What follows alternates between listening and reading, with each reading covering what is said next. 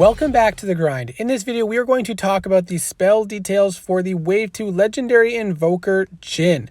Now, this is an exciting dragon because I feel like it'll have a similar feel to Morak, but definitely not the same. It's not going to be, in my opinion, I don't think it's going to be the same strength that Morak has, but I do believe it's going to be a fun and useful dragon, and maybe even an entry-level Invoker for those who are not as comfortable flying Invokers or Hunters. Now, Jinn has two passives. The first one is the Invoke Shot, which all Invokers have. So Invokers have 3 regular ammo, followed by a 4th Invoke Shot before a 3-second reload time.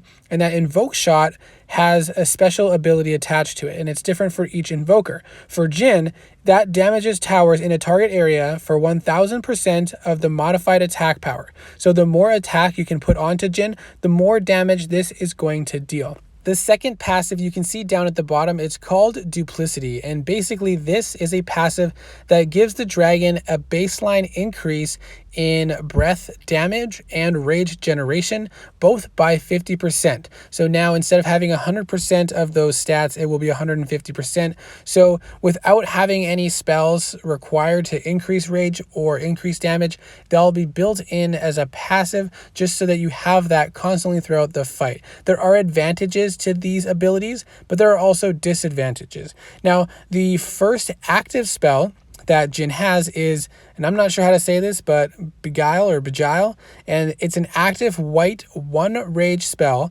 that deals 12% of the dragon's modified HP as damage to all towers in a target area and prevents them from attacking or using super shots.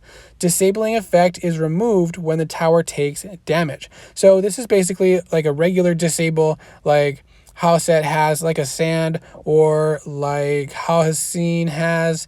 It's not a freeze, so if a super shot or any shot has already fired and is flying at you, hitting them with this spell will not stop it. You will have to have another way to avoid taking hits that have already fired, which we'll talk about shortly. Now, the one thing to keep in mind is this is 12% of modified HP as damage, so you'll kind of have to get a feel for how Jinn flies. If you get a lot of damage from this spell, you might want to put some HP on, or also if you're having struggle staying alive.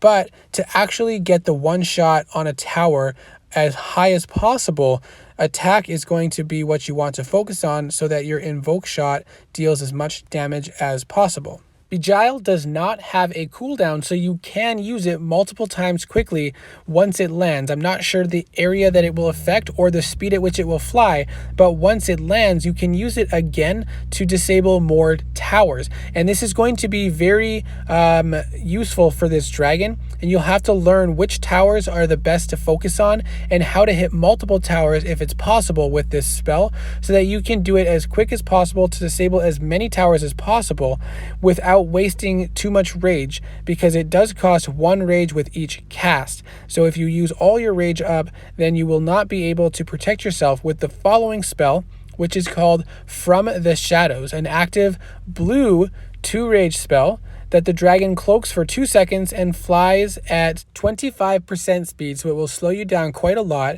and you can use spells and attack during this cloak. It only has a 2-second duration though, and I do not see a cooldown on this spell, which it might not have. You might be able to cast it back to back, but remember, it is 2 rage and it is a blue spell, so you will have to disable blue mages before you can use this. Now, because it is 2 rage and there is no spell to immediately get a bunch of rage back, you can't really spam this back to back many times. You could only do it twice in a row, maybe a third time if you had a ton of rage regeneration bonus, but then you wouldn't be able to use Beguile at all to disable towers. You'd only be able to use the ammo that refills during that time, which would only be about 2 refills. So if at best you killed 1 tower with each round of 3 and 1 tower with each Invoke Shot, that would be about 6 towers, but that's not quite enough to destroy an entire Long Island. So if you could spam From the Shadows back to back, this dragon will probably be very strong for lower level players who are attacking mostly one island of towers.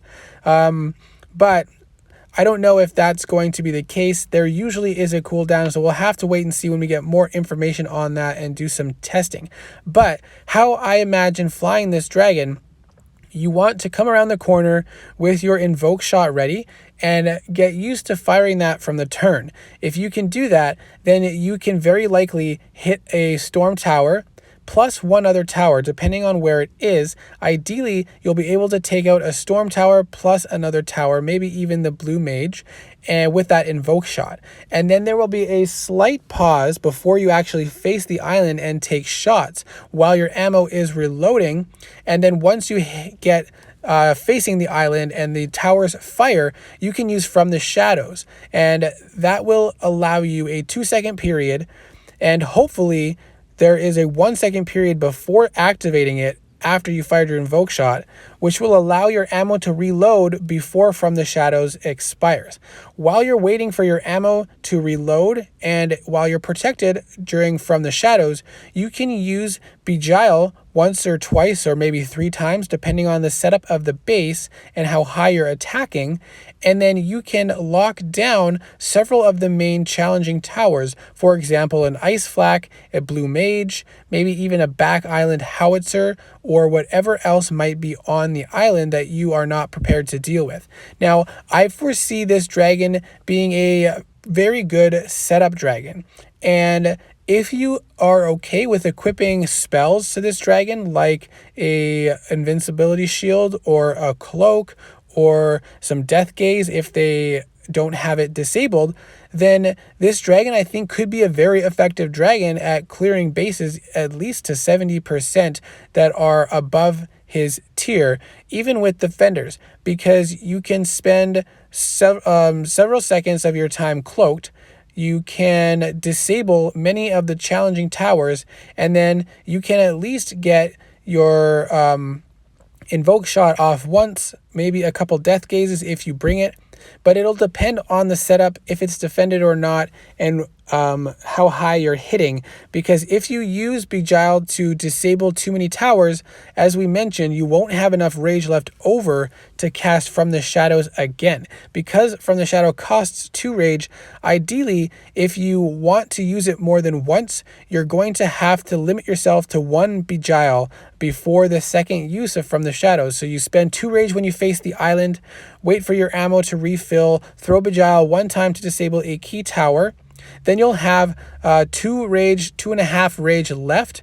Then you can fire off your ammo again, use From the Shadows again if there is no cooldown, and that will allow you a little bit longer duration that you are protected until hopefully your ammo refreshes again, but you will likely lose your protection before the ammo is refreshed.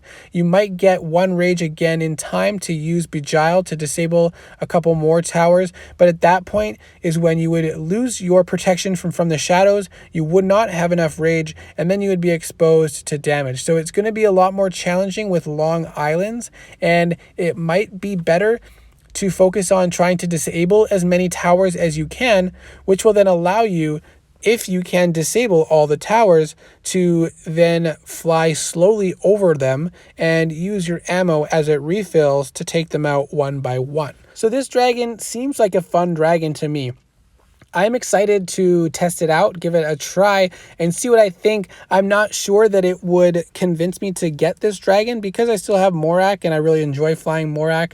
And Morak is still hitting max bases, at least the ones that I've tested it on. When there's a defender using HP boosts, then I can't one-shot the towers anymore, which is quite sad.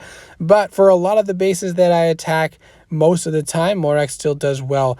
I anticipate this dragon being a fun one to fly, being very effective for primarily lower level players like less than 250 or less than 300, or just in general if you're attacking mostly bases that only have 1 island of towers, then I think Jinn is going to be a very strong dragon in those situations. So let me know what your thoughts are in the comments below. I'm looking forward to hearing more once you test out the dragons yourselves, and I do hope to get some videos out shortly after we are able to test them out as part of the creators faction. As always, I do hope this video was helpful, and I will see you in the next video.